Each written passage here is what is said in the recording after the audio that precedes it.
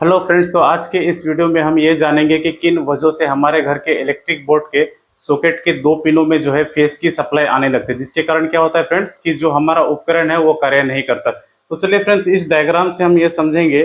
कि किन कारणों से जो है हमारे घर के इलेक्ट्रिक बोर्ड के सॉकेट के दोनों पिनों में फेस की सप्लाई आने लगती है, जिससे हमारे उपकरण कार्य नहीं करते। क्योंकि किसी भी उपकरण को कार्य करने के लिए हमें न्यूट्रल और फेस दो सप्लाई की आवश्यकता होती है। ठीक है फ्रेंड्स, ये तो आप अच्छी तरह से जानते हैं कि किसी भी उपकरण को कार्य करने के लिए हमें न्यूट्रल और फेस दो सप्लाई की आवश्यकता होती है। ठीक है फ्रेंड्स, तो चलिए अब इस डायग्राम से समझते हैं।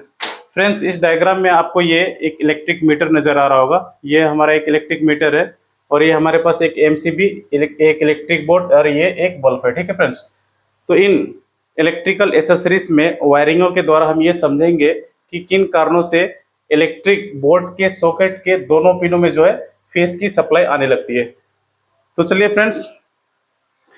किन कारणों से इस इलेक्ट्रिक बोर्ड के सॉकेट के दोनों पिनों में फेस की सप्लाई आने लगती है उसे समझने से पहले सबसे पहले चलिए फ्रेंड्स, इन वायरिंगों के द्वारा जो करंट का फ्लो है वो हमारे उपकरण तक किस प्रकार पहुंचता है उसे पहले जान लेते हैं। तो फ्रेंड्स, ये तो आप अच्छी तरह से जानते हैं कि हमारे घर के वायरिंगों में और हमारे घर के वायरिंगों के द्वारा हमारे घर के उपकरणों में जो करंट का जो सप्लाई है फ्रेंड्स, वो फेस के माध्यम से होता है। ये तो आप अच्छी तरह से जानते हैं कि हमारे घर में जो करंट है फ्रेंड्स, हमारे घर के वायरिंगों के द्वारा जो हमारे घर के उपकरण तक जो करंट है वो फेस वायर के माध्यम से पहुंचता है। ठीक है फ्रेंड्स, फेस वायर के माध्यम से जो है करंट हमारे घर में इन करती है। ठीक है फ्रेंड्स, ये तो आप अच्छी तरह से जानते हैं। फेस वायर के माध्यम से हमारे घर के वायरिंगों में करंट जो है इन करती है और न्यूट्रल के वायर के माध्यम से जो है करंट वापस चली जाती है। ठीक है फ्रेंड्स, तो अगर फ्रेंड्स इस बात को ध्यान से सुनिएगा कि अगर हमारे घर के इलेक्ट्रिक बोर्ड के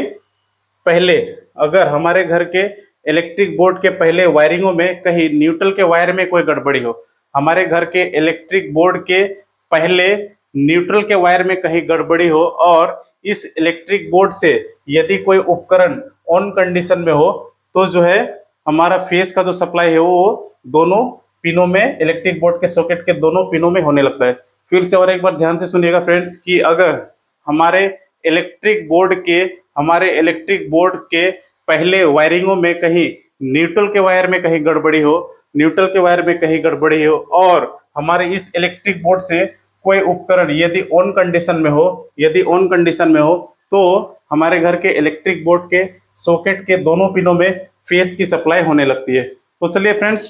अब इस डायग्राम में कहीं हम न्यूट्रल के वायर में गड़बड़ी करके ये देखते हैं कि किस प्रकार जो है ये फेस की सप्लाई इन दोनों पिनों में सॉकेट के आने लगती है।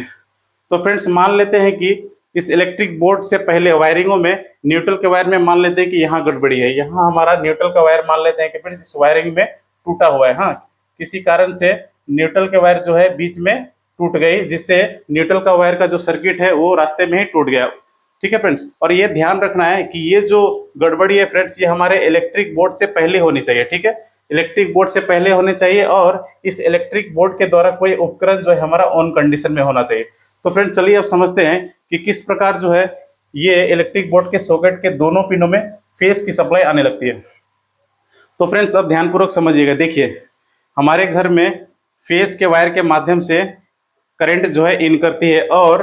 फेस के वायर के माध्यम से जो है करंट हमारे उपकरण तक पहुंचती है जब हमारा उपकरण कोई ऑन कंडीशन में हो। क्योंकि फेस के वायर जो है फ्रेंड्स हमारे घर के इलेक्ट्रिक बोर्ड के स्विचेस के निचले वाले पॉइंट में जुड़ा होता है और जब हम किसी स्विच को ऑन कंडीशन में रखते हैं तो फेस की जो सप्लाई है वो उपकरण तक पहुंच जाती है। अब देखिए, इस फेस के वायर से ठीक है हमारे घर में करंट इन कर रहा है और देखिए फ्रेंड्स, इस फेस के वायर से ही हमारा जो करंट है वो इस उपकरण तक पहुंच रहा है क्योंकि हमारा स्विच ऑन है। अब देखिएगा फ्रेंड्स, अब यदि अगर न्यूट्रल का वायर के माध्यम से अगर न्यूट्रल की जो सप्लाई है वो इस उपकरण तक पहुंच जाए तो क्या होगा फ्रेंड्स, बल्ब जो है अच्छी तरह से जलने लगेगा। लेकिन इस इलेक्ट्रिक बोर्ड से पहले ही न्यूट्रल के वायर में कहीं गड़बड़ी आ गई। ये देखिए फ्रेंड्स, हमने न्यूट्रल के वायर को यहाँ तोड़ दिया था जिसके कारण क्या हुआ फ्रेंड्स, न्यूट्रल की जो सप्लाई है वो हमारे बल्ब तक नहीं पहुंच पाई, जिससे क्या होगा फ्रेंड्स, बल्ब बिल्कुल नहीं जलेगा। ठीक है फ्रेंड्स, अब यहाँ ध्यान से सुनिएगा फ्रेंड्स, बल्ब जो है वो तो बिल्कुल नहीं जलेगा, लेकिन क्या होगा फ्रेंड्स, इस फेस के माध्यम से इस बल्ब में जो है वो करंट तो जा रही है। तो क्या होता है फ्रेंड्स, जैसे ही फेस के वायर के माध्यम से इस उपकरण में करंट पहुंचता है तो इस उपकरण के द्वारा फ्रेंड्स ये न्यूट्रल के वायर में जो है फेस रिटर्न आने लगती है। ठीक है, यदि हमारे इलेक्ट्रिक बोर्ड से पहले वायरिंग में कहीं न्यूट्रल के वायर में गड़बड़ी हो और इलेक्ट्रिक बोर्ड से यदि कोई उपकरण ऑन कंडीशन में हो तो क्या होता है फ्रेंड्स, फेस के माध्यम से करंट जो है बल्ब में पहुंचती तो है, लेकिन न्यूट्रल जो है वो हमारा सर्किट टूटने के कारण नहीं पहुंच पाता और बल्ब जो है अच्छी तरह से नहीं जलता। लेकिन क्या होता है फ्रेंड्स, बल्ब तो है वो अच्छी तरह से तो नहीं जलता है, लेकिन ये फेस के माध्यम से इस उपकरण में, इस बल्ब में करंट तो जा रही होती है। वो करंट क्या होती है फ्रेंड्स, ये न्यूट्रल के वायर के माध्यम से रिटर्न आने लगती है। ठीक है, न्यूट्रल के माध्यम से वो फेस का जो करंट है वो वापस आने लगती है। और ये देखिए फ्रेंड्स कि ये जो हमारे न्यूट्रल की वायर है ये हमारे इलेक्ट्रिक बोर्ड के सॉकेट के बाएं साइड में जुड़ी हुई रहती है। ठीक है फ्रेंड्स, और देखिए इलेक्ट्रिक बोर्ड के सॉकेट के दाहिने साइड में तो हमारा फेस ऑलरेडी मौजूद रहता ही है, लेकिन इलेक्ट्रिक बोर्ड से पहले न्यूट्रल के वायर में गड़बड़ी और इलेक्ट्रिक बोर्ड से यदि कोई उपकरण ऑन कंडीशन में हो तो फेस का जो सप्लाई है वो उस उपकरण के माध्यम से न्यूट्रल के माध्यम से रिटर्न आने लगता है। जिससे क्या होता है फ्रेंड्स कि इलेक्ट्रिक बोर्ड के सॉकेट के बाएं साइड में भी फ्रेंड्स हमारा न्यूट्रल का सप्लाई पहुंच जाता है। देख रहे हैं फ्रेंड्स, और सॉरी फेस का सप्लाई पहुंच जाता है। देखिए इस इलेक्ट्रिक बोर्ड से स्विच जब ऑन कंडीशन में हो तो फेस की सप्लाई उपकरण के